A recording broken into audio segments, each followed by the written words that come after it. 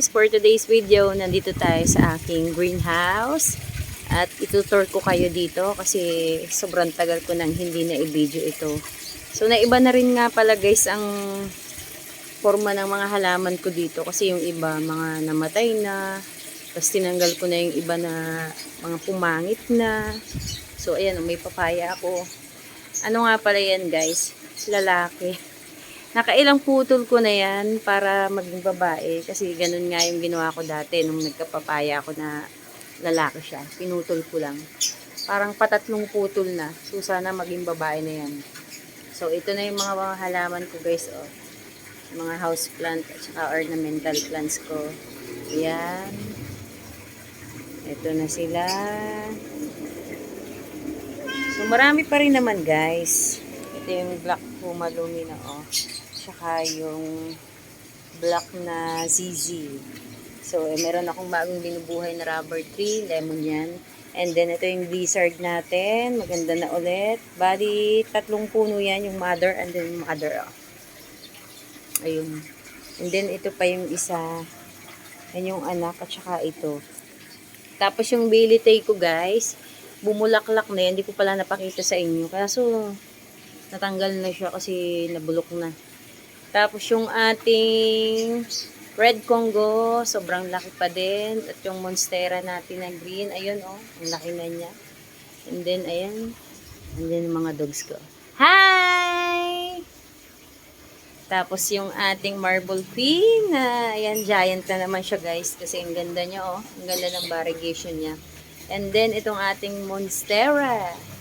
Ito yung isang klase guys ng monstera na ano to? Cheese. Eh, yung medyo malaki ang dahon compare dun sa isa. Ayan o, ang lalaki niyan. Lalaki pa yan eh.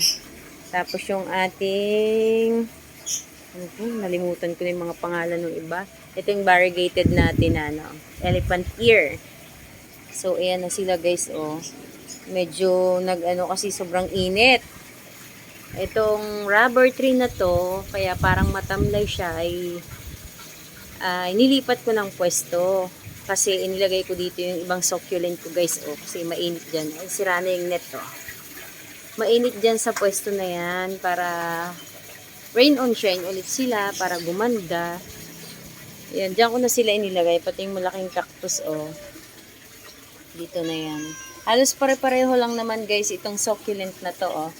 Si Purple Delight at saka si Adolphi.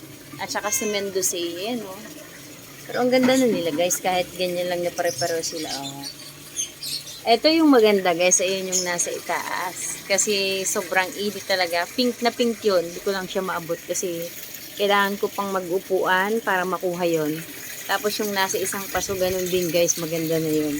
And then itong si Campfire, ayan oh. Diba ang ganda niya pag sobrang init. Gumaganda sila dito guys. Ayan oh. Ito yung ating set na pinagsama-sama ko sila. Ayan o. Ayan mo pag naiinitan. Ayan o, yung flapjack. Ang ganda. So, ayun. Ang ganda nila guys pag sobrang init. Pink na pink o. Tapos yung ubas ko guys, ayan o, lumalaki na siya. Ayan. Ang laki na ng ubas. So, ang plano, yung ubas, kaya parang may tali dito. So, papagapangin siya dyan, guys, para yung arwana din, hindi sobrang init. Kasi nga, ayan o, nagiging green yung filter niya lagi. Kasi hindi na sila makita. So, ganun ang plano. Papagapangin lang yan dyan, paikot-ikot dyan para lumilin. Malaki na yun, guys, oh. Ito na yung katawan niya, oh. Budding na. And then, may pro pa ako ditong Mendoza, oh. Yan. Naulanan siya at nainitan kaya parang sunog. Tapos ito yung uso dati oh. Yung ayaw dati na pinagtatapon nila kasi pangit daw. Pero ayan, ang ganda ng bulaklak niya. Tapos yung halaman to, yung parang gabi na black guys oh, ang labunan niya. So yan ang update dito sa ating greenhouse. Ayun, ang ganda niya oh. Yellow. Si, ano ang pangalan nito? Nakakalimutan ko guys. Pagka nag-video ako, laging nalilimutan ko. So, basta ang ganda na nila. Ayan, yung ating barley marks na variegated. Di ko pala napakita. Ito siya guys, oh. Tapos, ito yung isa. Ayan. Si Cookies in Cream. Ang ganda din. Tapos, ang ating aglonema na si Boxer at saka si Big Roy. So, ayan na sila guys. Ayan ang update dito sa ating sa ating greenhouse. Yung ibang succulent ko guys na nandun sa itaas. Yun, nandun oh. Yan, nandyan. So, gusto kong ibaba dito yung iba. Dito sa katabi nito oh. Para rain on shine din sila. Kasi gumaganda sila talaga pag nasa initan guys. Ang ganda. Pink na pink. Ayun oh. Ganda nun. So, hanggang dito na lang guys.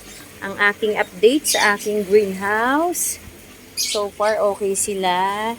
Marami-rami pa rin naman itong mga halaman ko. Kaya, sana hindi sila mamatay lahat. Kasi, ang gaganda pa rin nila hanggang ngayon. So, bye-bye guys! Thank you for watching!